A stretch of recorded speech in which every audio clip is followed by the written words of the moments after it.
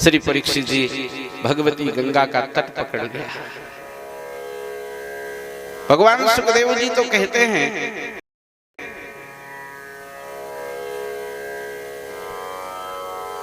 यद जलस्पर्श मात्रेण, केवल जल का स्पर्श हो गया तो ब्रह्मदंड से दग्ध सगर पुत्रों का उद्धार हो गया। किम पुनर्दर्शन स्पर्श पाद शौचासनादि भी, उन भगवती गंगा का दर्शन हो जाए, उन गंगा के निमज्जन का सौभाग्य मिल जाए।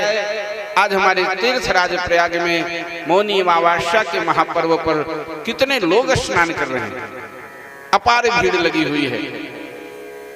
कथा सेवा में हम यहाँ प्रतिबंधित थे, नहीं तो हृदय बार बार सुबह से प्रयागराज की ओर ही जा रहा है। नारायण, गंगा जी की महिमा कितनी महान है आप सबको ज्ञात है। यवन काल में भारत में जब यवनों का समय था, दारासिकोह नाम का एक यवन शासक जो संस्कृत का प्रेमी था, पंडितों का आदर करता था, उसके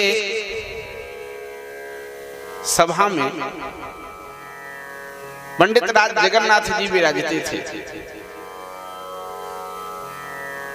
श्री जगन्नाथ जी बड़े विद्वान थे, रसिक थे, साहित्यिक थे। तो पंडित जी को उसने पंडित राज की उपाधि दिया था। एक दिन पंडित जी ने बड़े लालित्यपूर्ण ढंग से किसी वाक्य की संरचना किया।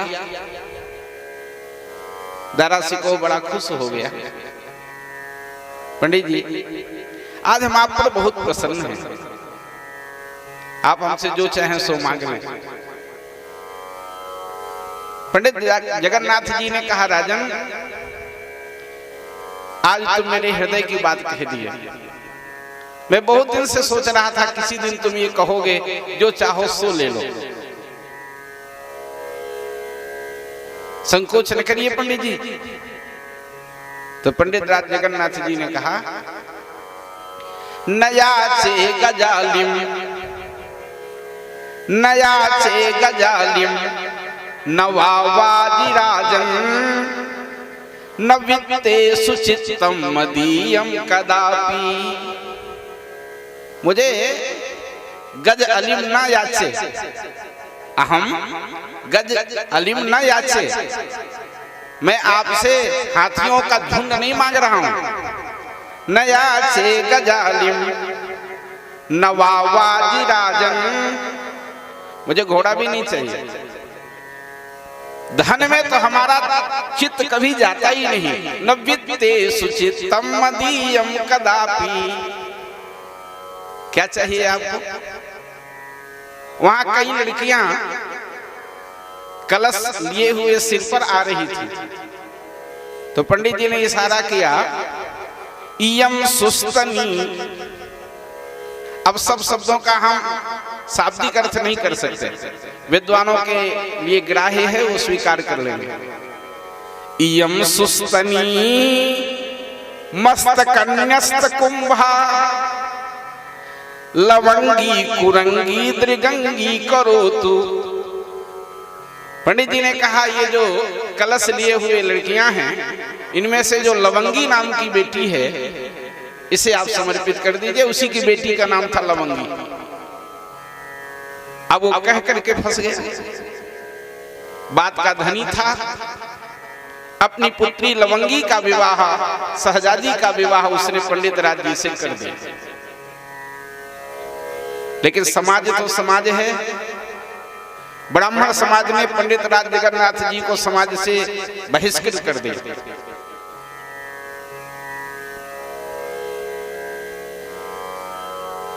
पंडित राज जगन्नाथ बहुत बड़े विद्वान थे। उनका लिखा हुआ ग्रंथ आचार्य की कक्षाओं में पढ़ाया जाता है। रस गंगाधर मैंने पढ़ा है। पंडित राज जी का निर्मित ग्रंथ है, लक्षण ग्रंथों में उससे महनीय ग्रंथ कोई नहीं है। रस गंगाधर पंडित राज जी के अंत समय का समय आया, शरीर छूटने का समय आया। पंडित राज जगन्नाथ काशी गए और काशी में गंगा के घाट पर बैठ गए। इसी कलयुग की घटना है, कोई ये सतयुग त्रेता द्वापर की गाथा में आपको नहीं सुना रहा हूं। पंडित जी गंगा लहरी नामक स्तोत्र की रचना किया। एक श्लोक बोलते थे, शिखरणी छंद में वो स्तोत्र रचना किया उन्होंने। एक श्लोक बोलते थे, गंगा जी एक सीढ़ी चढ़ जाती थी। दूसरा श्लोक बोलते थे, गंगा जी दूसरी सीढ़ी चढ़ जाती थी। और जैसे ही इन्होंने गंगा लहरी की फलश्रुति सुना दी, गंगा जी की लहर आई और पंडित जी को लेकर के चली गई। वो जो यवन कन्या थी जिसके साथ पंडित जी ने विवाह किया था, वो एक सीढ़ी और ऊपर बैठी थी।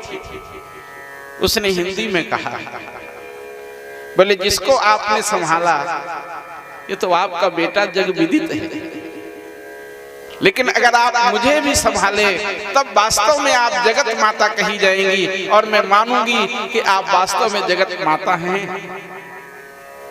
ये तो ब्राह्मण थे, किसी कारणवशात पतित हो गए।